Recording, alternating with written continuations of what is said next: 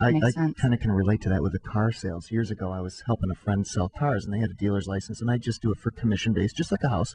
And there was two people that were related, and they both had dealer's license. They both sold used cars, and they did it for a hobby. And I said, yeah, I'll help you $200. I'll sell a car, no big deal. It's kind of fun. And same thing. The one guy says, well, I don't have the keys. I can't meet you. I'm busy. I got to get you the keys to show the car.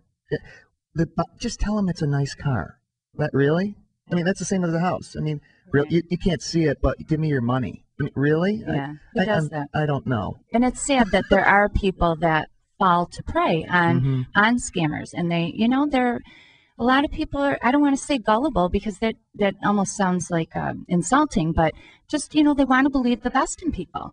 And that's what happens. And especially, I'm reading this story, and this particular group of scammers that were involved in this home you had for sale in Greece, Bob, they're telling these people, oh, we're missionaries in Africa. So right out of the gate, you're thinking, oh, these are good Christian people. I've actually seen some of the emails back and forth, and they're actually, some of the people, the prospective tenants are actually doing verses of the Bible back to them. They're relating to them religiously. Oh, they're getting into it. And so they actually communicating for quite many emails. And well, there's a fiery spot for them down the road.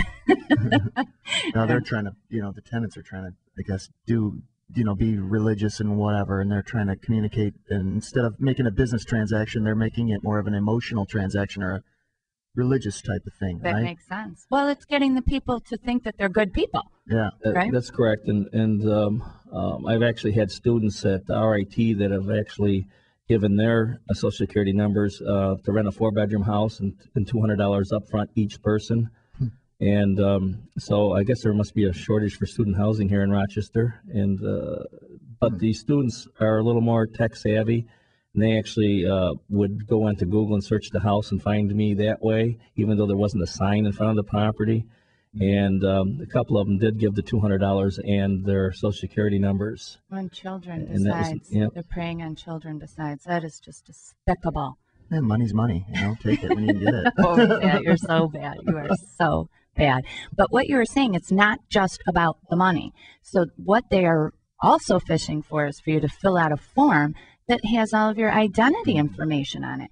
And then where are they telling you to send this? Well, they will. Well, you do it online. So you're sending it online. You're filling out an application for the apartment. They have it instantaneously before you know what they got it like that, and they got all your information. So you're not even sending it in the mail. You have no time to think. Once they get you going, you're filling it out. It's a standard procedure when you rent a property to fill out where you live, how long you lived at the past place, where do you work, what's your Social Security number, how much do you make. You've given them everything to take everything from you. All of your information. Amazing. Very scary. Very scary, folks. I do want to let our listeners know how they can get a hold of you in case if anybody encounters that. You seem like you're somewhat of an expert in the field, being involved in so many of these scams.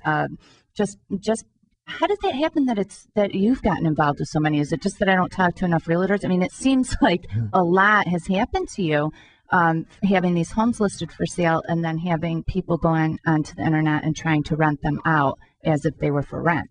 Well, Brenda, I have a lot of listings, number one. Number two, I've been on top of this. The other agents have all had this happen. Most of the other agents have had this happen. I guess the reason that you're hearing it from me is because I got involved with, every time it was in the town of Gates, I would send it to an investigator in Gates, and then they called the TV channel. Every time it was in Greece, I would send an email to the investigator. So you're proactive here in helping people be protected, and we thank you for that because it certainly is good information. So how could people get a hold of you if they're interested in looking at one of your properties or visiting you online? Well, I have a direct line at my office. It's 585-719-3540, and my email address is bobkirby@remax.net.